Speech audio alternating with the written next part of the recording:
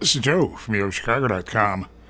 I'm in the Lincoln Square neighborhood, directly across the street from Kindred Hospital and steps from the Chicago River and Horner Park. Join me for a walk through one of the apartments at Rockwell Manor.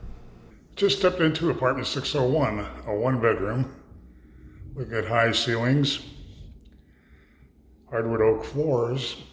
Vintage touches include crown moldings, mahogany stained doors, coat closet directly ahead as you enter the apartment. It's a ceiling fan, a radiator heat. Heading toward the bedroom, it's another ceiling fan, windows looking out on Rockwell Street, and a wide wall of closets with mirrors in the bedroom. Heading toward the kitchen, opens with a door.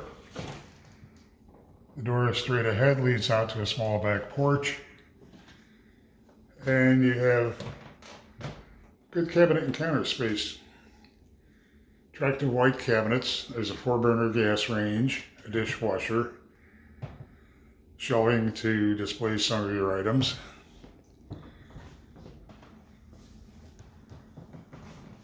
Heading toward the bath, you have a large walk-in closet with organizers and a bright white bath with a pedestal sink, wall-mounted medicine cabinet.